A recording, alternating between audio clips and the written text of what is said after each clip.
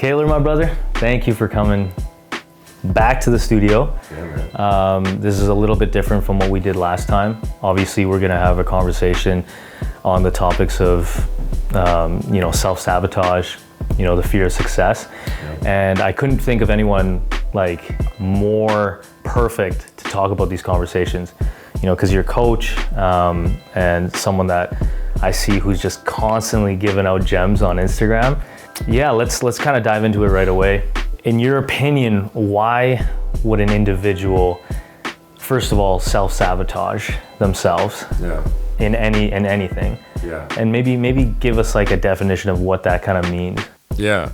Well, first off, it's good to be back, man. It's nice to see that gorilla taking a selfie in the background. Again, I've been waiting to get back here and chat with you. So thanks for having me again. Yeah, man.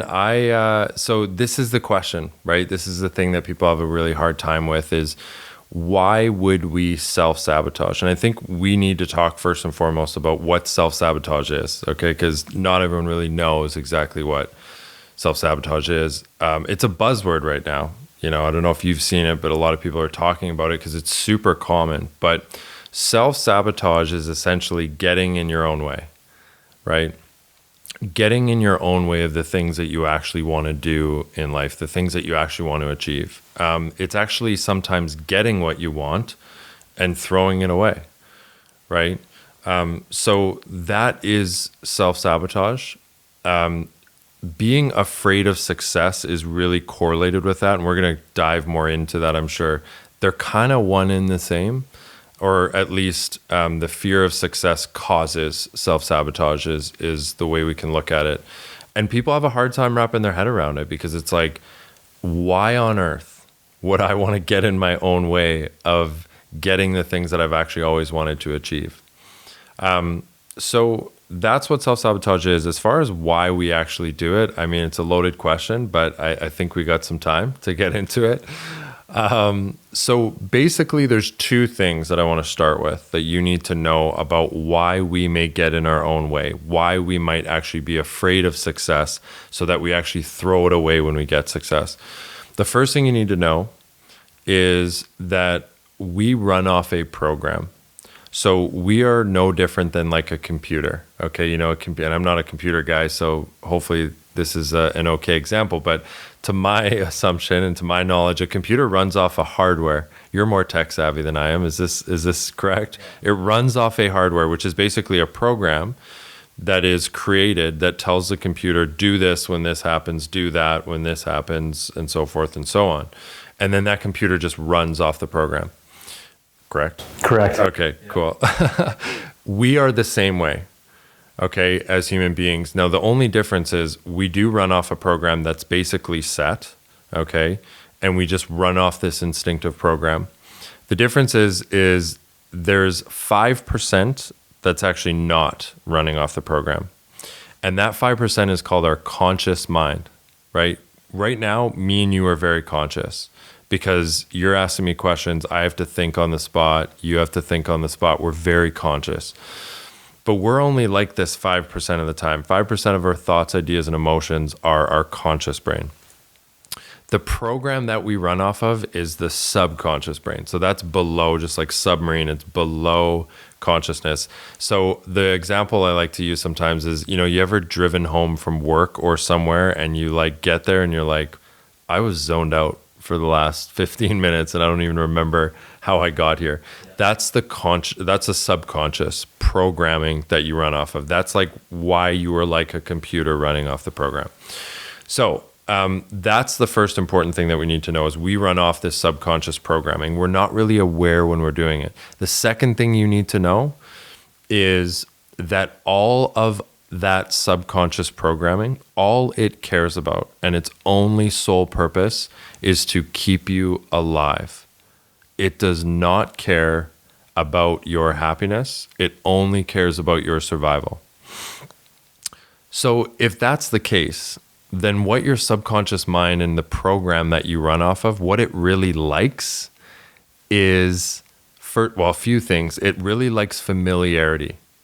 It likes things that you've always done, because what better way to survive than to just continue doing what we've always done that's brought us to survival today, even if it doesn't make us happy, right?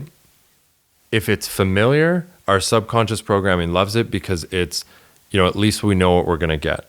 It might not make us happy, but at least we know what we're going to get out of it, which is certainty, and certainty equals survival. Anything that breaks the pattern that's not familiar, that's uncertain, goes against what our subconscious mind wants. And it's the uncertain, it's the realm of possibility, and that equals potential threat, right? And we got to realize that for most of human history, a lot of these uncertain things, these things that break the pattern that you're doing differently, were life or death scenarios. It was like a saber-toothed tiger, or it was a rock slide or a landslide or an avalanche or whatever, an earthquake. So it really served us for most of human history to just do what's familiar and to be able to do it like this. But nowadays, there's so many uncertain new realms of possibility that we can get into that aren't life or death, like getting up on stage and doing a public speech, getting on an airplane. Like, we're afraid of all these things because they're different from what we are familiar with, but they're not life or death.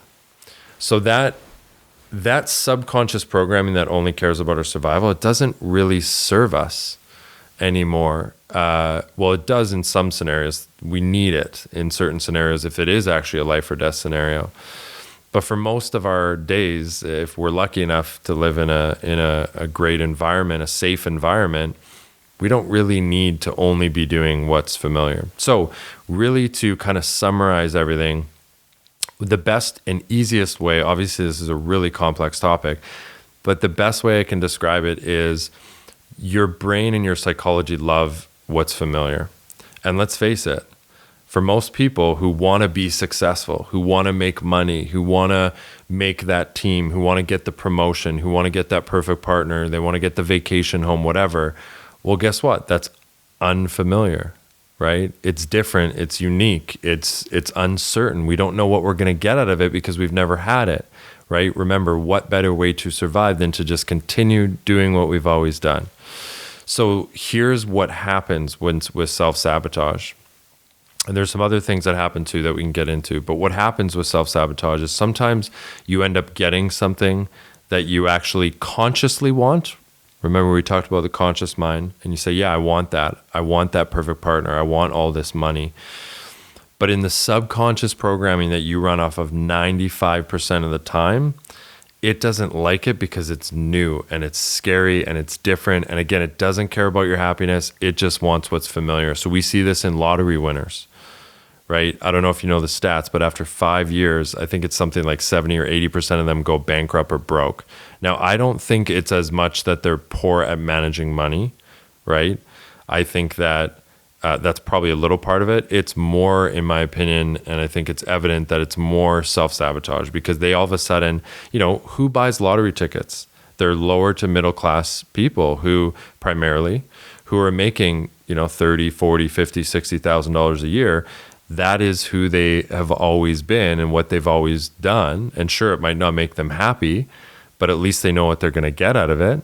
Then they get all of a sudden, tossed into this situation where they're getting, millions of dollars, hundreds of millions of dollars, whatever.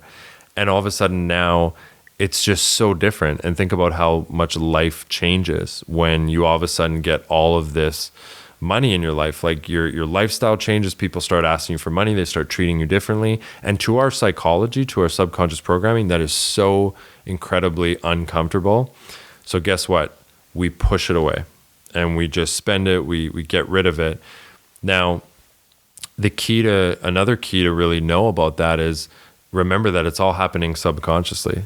So someone might say like, no, I just made some poor decisions. And it's like, yeah, but truly the subconscious programming will just make you do it without even being aware of it.